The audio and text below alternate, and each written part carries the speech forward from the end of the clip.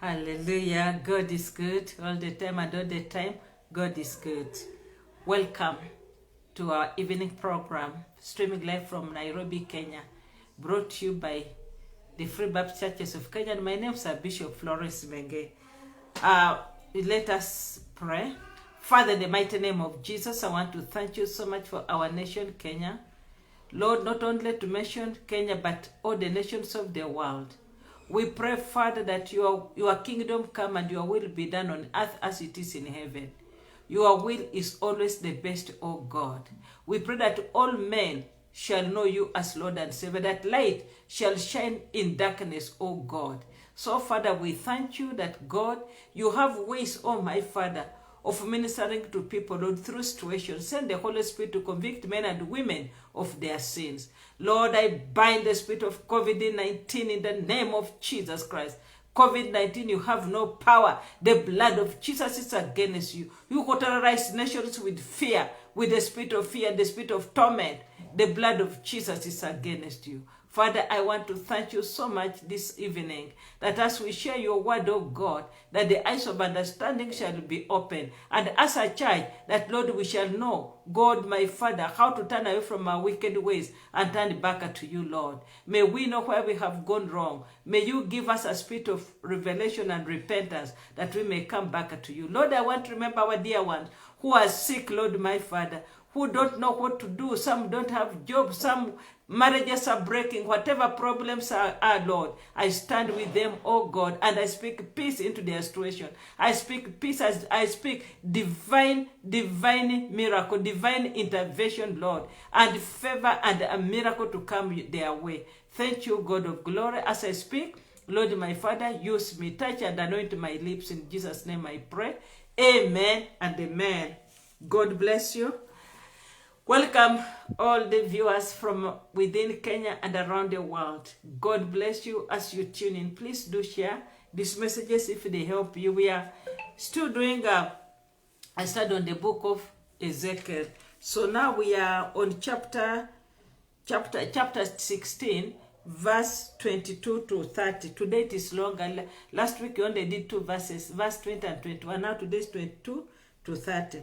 And in all your abominations and idolatrous whoredoms, I'm reading from Amplified Bible.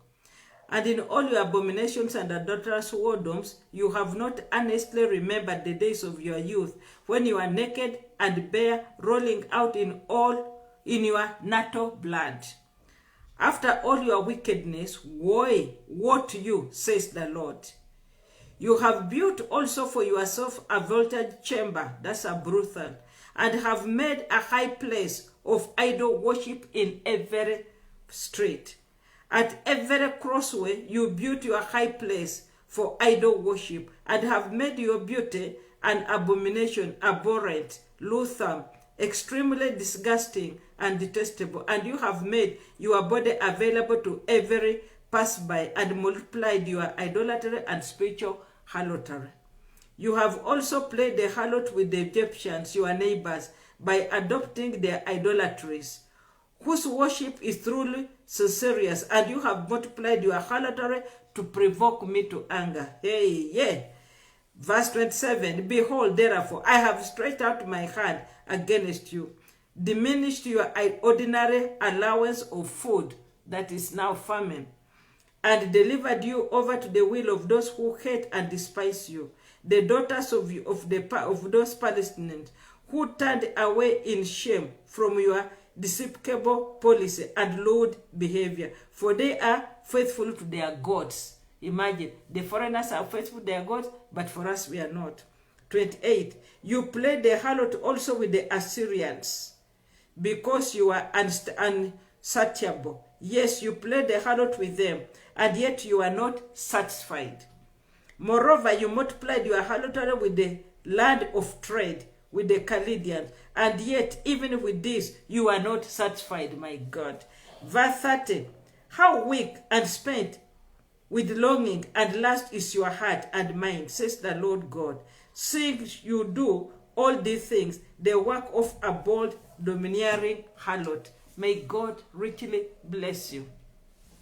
When we look at what God is saying, I mean, it's very interesting. Our topic is the multiple adultery with foreigners or strangers. Multiple adultery with foreigners, or if you want to call it strangers.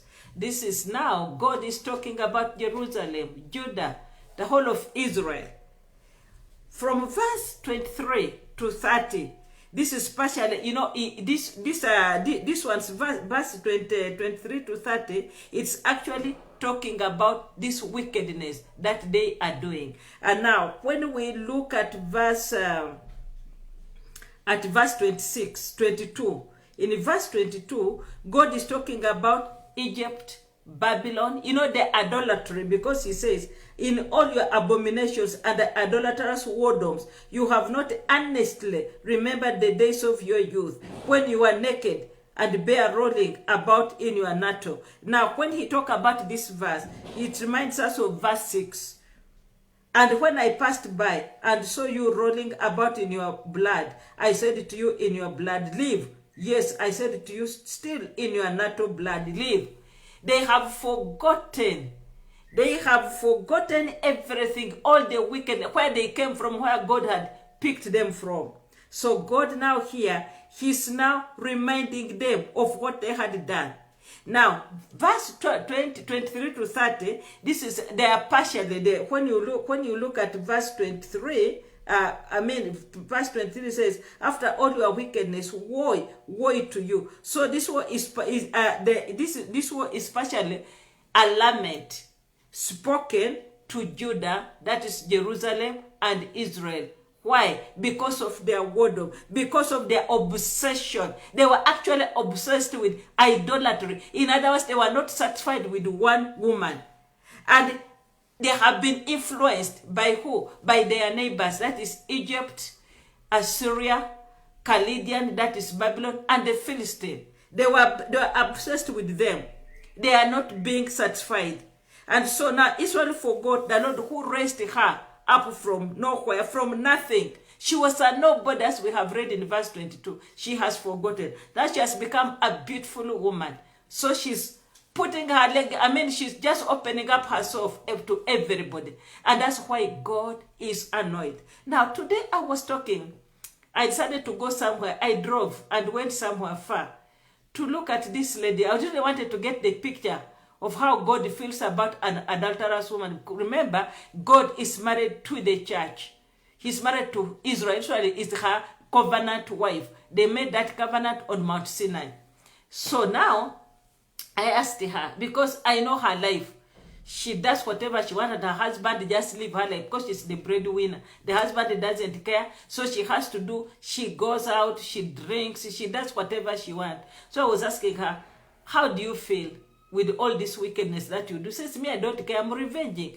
Because hakuna kitu anafanya, there's nothing is bringing in the house, so I have to revenge. Then she told me, then I said, how do you really, are you okay with what you are doing? Says, let me tell you, when you are out there and you are walking out there, we are being unfaithful to your husband, you look at your husband like a piece of paper. Onakiita kitu, like a piece of paper.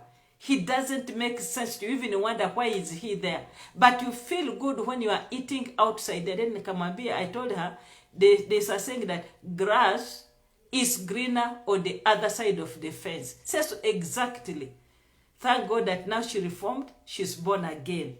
So she says, in fact, I look at those things that I used to do and wonder, why was I doing it? Nowadays, the husband is very happy because she has reformed. But she told me her past life. And then I was looking at it with Jerusalem. And she told me for one man was never satisfying her. She left her husband in the house and moved with multiple partners, not one, but multiple. So she helped me to understand what Israel was going through and how God was feeling. Now, when we look at verse 23, God says, and after all your wickedness, woe unto you. You know, this is a double lament. This is, he doesn't know what to do. This is an elaborate abomination, prostitution with double woe. Double prostitution with double woe. Woe. This is what Israel was doing. She was practicing this prostitution this trade with the Babylonians, the Egyptians, the Philistines, the Assyrians, and also the Canaanites where they are in that land. In other words, she was practicing the foreigners, those foreign nations around her. What a public shame that was to her husband, who is God. And now, when we consider those wars, we see them in the book of Revelation chapter 9 and Revelation chapter 11, talking about the upcoming judgment. When you hear the angel saying, woe, woe, it is terrible. So in verse 24, we look at what he's talking about. Verse 24, she says, you have built also for yourself a virtual chamber, that is a brothel. I remember one time there's one of our estates here, I won't mention what it is. Some years back in the 90s, they said that estate is a high-class estate, but that's in Nairobi, but that is a place of brothels. Men wake up very early, they say they are going to the gym, they are going to the sauna, and they go to do whatever they are doing. Then from there, they go to work. So now here, he says, you have built also for yourself a virtual chamber, that is a brothel, and have made a high place of idol worship in every place. What he's talking about spiritual idolatry. Spiritual idolatry, to have not only built it in the countryside, but also in Jerusalem as well. And now these are religious ceremonies of idol worship. Let us look very briefly to the book of Psalms. The book of Psalms, chapter 78. The word of God says, Psalms chapter 78, verse 58. Psalm 78, verse 58, the word of God says, it is terrible what Israel is doing, and make the church wake up from her slumber, because that's where we are. 78, verse 58. The word of God says, for they provoked him to anger with their high places, and moved him to jealousy with their graven images. You see what they were doing? Let us go to Isaiah 57. The book of Isaiah 57, verse 5 to 7. The word of God says, 5 to 7, the word of God says, inflaming yourself with idols. Look at Israel. No wonder she had multiple idolatry with foreigners. Inflaming yourselves with the idols under every green tree, slaying the children in the valleys under the cliffs of the rock. We saw how they were killing children, how children were passing through the fire. We saw it last week. That is child sacrifice. Among the smooth stones of the streams is the portion. They are thy Lord. Even to them hast thou poured a drink offering. Thou hast offered a meat offering. Should I receive comfort in this? Look at this adulterous woman. That is Israel. Upon a lofty and high mountain hast thou set thy bed. Even thither wentest thou up to offer sacrifice. I mean, she was never satisfied. She would move from one man to another. No wonder she was moving with strangers. The more men she had, the more she would continue loving, because she needed. And this one, the funny thing with Israel, it was not that she was doing it for money, for pay. Instead, she was the one paying them. So she was moving with all the strangers, and she had abandoned her first husband, that is God. Now, in verse 25, he talks about the places. He says, verse 25 says, at every crossway you built your high place for idol worship, and have made your beauty an abomination, abhorrent, loathsome, extremely disgusting, and detestable. Her beauty, she has used it to do the opposite. And you have made your body available to every passerby, and multiplied your idolatry, that is idolatry and spiritual harlotry. I repeat. And you have made your body available to every passerby, and multiplied your idolatry and spiritual harlotry. This is how bad Israel was. May God have mercy. Let us look at the book of, let us look at Proverbs. It is terrible. May God help us, church. We have gone a-warring with the other gods of other faith, religious faith. Let us look at Proverbs chapter 9, from verse 14. For she sitteth at the door of her house, as a seat in the high places of the city. This is a harlot. And to call passengers who go right on their way. Who is simple, let him turn in hither. And as for him that wanteth understanding, she says to him, stolen waters are sweet, and bread eaten in secret is pleasant. In fact, that's what this lady was telling me today. That, stolen water. She was telling me, out there it is sweeter than when you are at home. Then I told her there's a scripture which says, stolen waters are sweeter. So here it says, verse 17, Proverbs 9:17, stolen waters are sweet, and bread eaten in secret is pleasant. This is how this harlot, Israel, was wooing her men. She was going for a very religious idolatry. Everything that she could get, this was spiritual idolatry. So, in this particular case, this is spiritual whoredom. Brethren, we are never satisfied. Have you seen people there in the church, and they go, they look for a soothsayer, they look for a diviner. If there's some witchcraft somewhere, they go. There are different forms of witchcraft. If there's palm reading, they go for palm reading. Name it. If you hear there's someone who is praying, you run there. You don't know what kind of prayers are being offered. You run there. You hear someone can speak into my life. You don't know what they are using. So we are not being satisfied with our God. We can't trust him that if I read the word of God and stay in the church and I pray, God is going to answer. Instead, we go out. And then we have done prostitution with the other religious faith, which we don't understand. Religious faith. We get them. We want to have alliances. So this is what Israel was doing. She was forming an alliance with the other foreign gods. Idolatry. Hallelujah.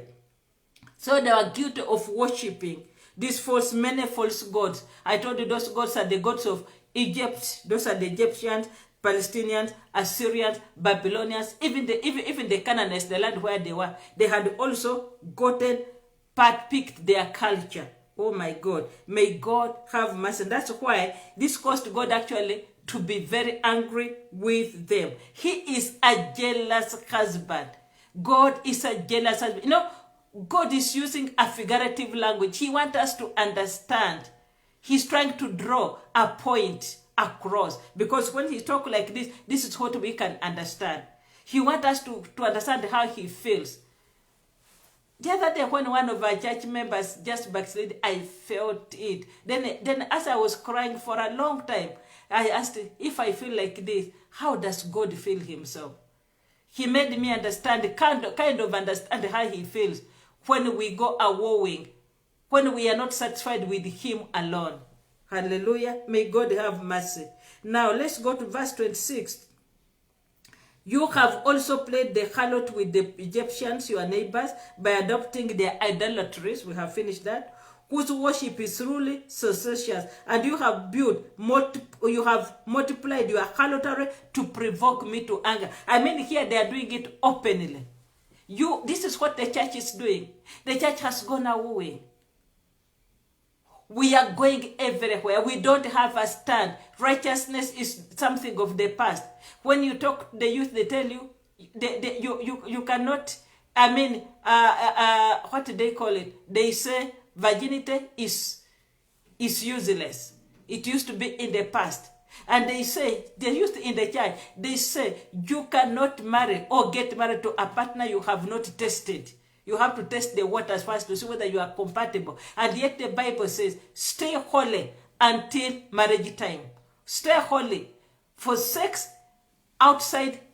before and outside marriage is sin. But because of the culture, because of what we are watching on social media and on television, we want to put everything in practice.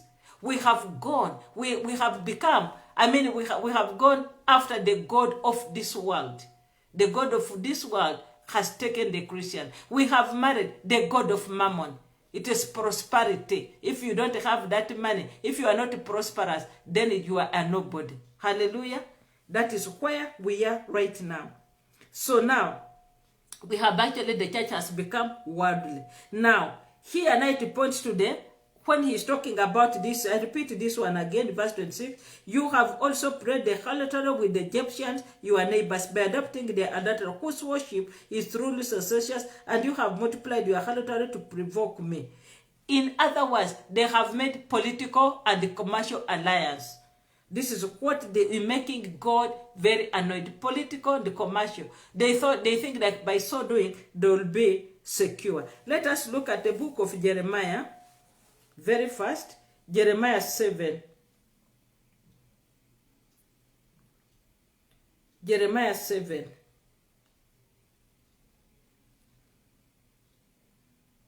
(17 to 19). Seest thou not what they do in the cities of Judah and in the streets of Jerusalem? The children gather wood. See, the children gather wood, and the fathers kindle the fire, and the women knead their dough to make cakes to the queen of heaven, and to pour out drink offerings unto other gods, that they may provoke me to anger. Do they provoke me to anger? Says the Lord. Do they not provoke themselves to the confusion of their own faces, in so doing thinking that they are provoking God to anger, when actually they are provoking themselves?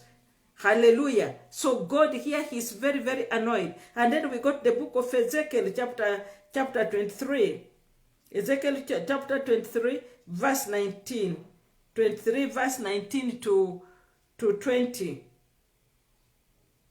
Yet she multiplied her whoredom. This is Israel. She multiplied her whoredoms in calling to remembrance the days of her youth, wherein she had played the harlot in the land of Egypt. Even in Egypt, she had made alliance with the land of Egypt.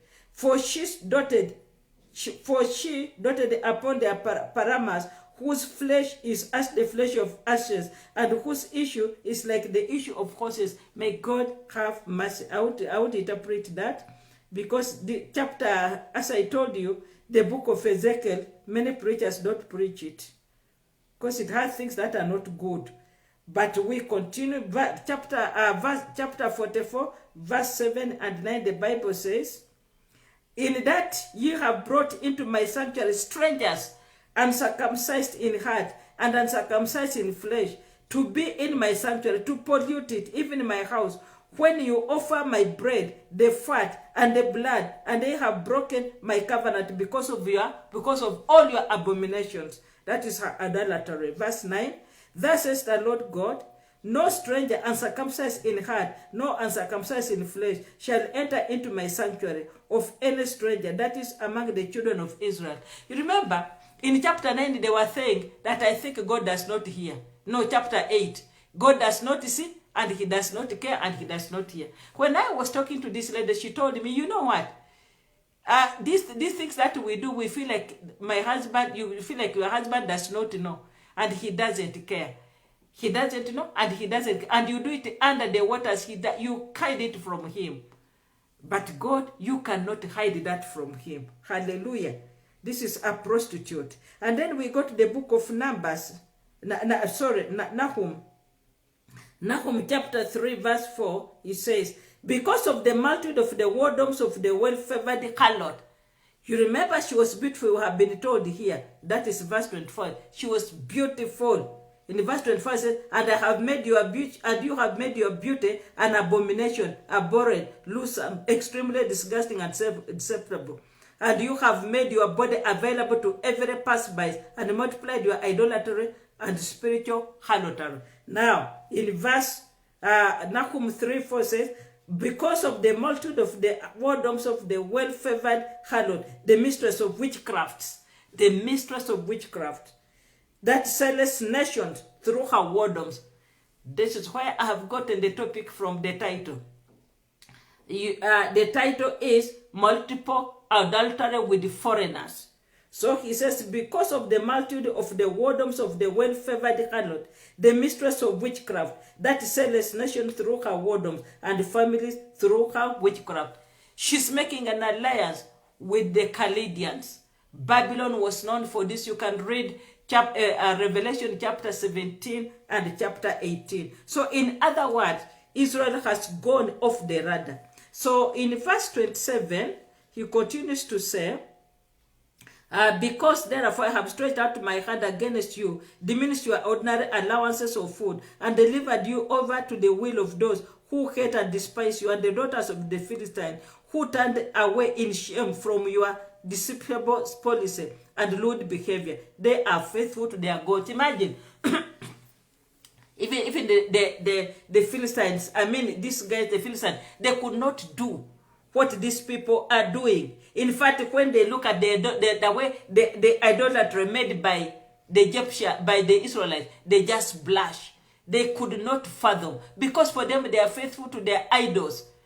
But Israel had gone a-wowing. So for a long time, they had really provoked God. Now God, the time had come for him to do what? To act. And what is he doing? So we see here that after 701 BC, that's before Christ, there was a siege of Jerusalem. The Assyrian king Sennacherib gave some of Jerusalem's territory to the Philistines. Because now time had come for God now to act. He's now saying enough is enough. He doesn't want to divorce her, but he wants to show her, he wants to punish her. I'm telling you, idolatry is bad. Married people, honor your marriage bed. Honor your marriage bed. Because being unfaithful, it is terrible. It hurts God. Hallelujah. Honor your marriage bed and remain faithful to your partner, be it the man or be it the wife. If you are in church and you are doing double games, remember God is seeing you and God knows all this. So when we look at this idolatry, it was so great that even these Palestinians, they could not take it. Like now in Isaiah chapter 9 verse 12. You know, these people, they made God a laughing stock before his enemies. Because they were saying, you know, there are some things that the church does, and even the non-believers say, no. It cannot be. No. In fact, we are better off. I'm better off who is not saved than a believer, than the so-called person who said they are saved. See what they are doing in darkness, in secret. So, chapter 9, verse 12 says, the Syrians before, and the Philistines behind, and they shall devour Esau with the open mouth. For all this, his anger is not turned away, but his hand is stretched out still. So God now is planning to revenge. And he says here, verse 28 to 30 and combine, you play the harlot also with the Assyrians, because you are unsatiable. You play the harlot also with the Assyrians, because you are unsatiable. Yes, you play the harlot with them, playing the harlot with them, and yet you are not satisfied. They were never satisfied. The more they went out, the more they continued. As I was talking to this lady, we really talked for about 2 hours. I was interviewing her. She told me, the more you have, the more you are. Just like the way we go for prosperity gospel. The more money you have, the more you want. Why do people kill? Why do people do corruption? Because they're never satisfied. She says your eyes just open. That's what she was telling me. Your eyes just open and you see things differently. So these people are never satisfied. This woman was never satisfied. Moreover, you multiplied your harlotry with the land of trade. The land of trade is Babylon. That is chapter 17 of Revelation and chapter 18. With the Chaldean. And yet, even with this, you are not satisfied. Now they went now to the source. Babylon was a great empire. They went there because God took them there during the time of exile, their exile. But even when they went there, they were not satisfied. They were doing political and commercial alliances with the foreigners. They were not satisfied. Israel was not satisfied. Then he says, how weak and spent with longing and lust is your heart and mind, says the Lord God, saying, you do all these things, the work of a bold, domineering harlot. No wonder the Bible says, I like 1 Timothy chapter 6, verse 6 says, godliness with contentment is great gain. Godliness with contentment is great gain. Because, my brethren, when you are contented with what you have, you are all right. Pray to God. Pray to the true God. And you'll see God answering you. But when you continue like this, you are doing zero work. Look at what how Paul talked about this in the book of Romans. Romans chapter 7, as we wind up, 7 verse 1 to 3. Do you not know, brethren, for I am speaking to men who are acquainted with the law, that legal claims have power over a person only for as long as he is alive. For instance, a married woman is bound by law to her husband as long as he lives. But if her husband dies, she is loosed and discharged from the law concerning her husband. So once she becomes a widow, she's okay, she's free. But when he's alive, she cannot go out. Accordingly, she will be held as an adulteress if she unites herself with another man while her husband lives. But if her husband dies, the marriage law no longer is binding on her. She is free from that law. And if she unites herself to another man, she is not an adulteress. Then verse 4, likewise, my brethren, you have undergone death as to the law through the crucified body of Christ, so that now you may belong to another, to him who was raised from the dead, in order that we may bear fruit for God. Hallelujah. We are no longer bound by law. The law is dead. Now we have another one who is called Jesus Christ, who we are crucified with him, who was raised from the dead. So if you are born again, from here you go to there, you move there, you end up polluting your soul and you are never satisfied. You go to a diviner, you don't know whether that's an diviner, he's praying for you. You go to a seer, he's praying for you. You go, I don't know to who he's praying for you. You go to this faith, you go to that faith. That is where we are. But the Lord said, when we read this, time came when God said, enough is enough. And he gave her up to her lovers. May God help us that we may know the way of the Lord. Brethren, think about what we have read. Go through chapter 16. Meditate on it. And may God help you to make the right decision. So continue from tomorrow. We are going to read verse 30. So read before me. May the Lord bless you and keep you. May the Lord shine his face upon you and be gracious unto you. May the Lord lift up his countenance upon you and give you peace. May he bless you as you go out and as you come in. May you be the head and not the tail, the top and not the bottom. May God give you a garment of righteousness, and may he cover you with the garment of salvation. May he keep you from COVID-19 together with your families. In Jesus' name I pray. Amen and amen. God bless you. God bless you, Sharon. Thank you for greeting me. Amen.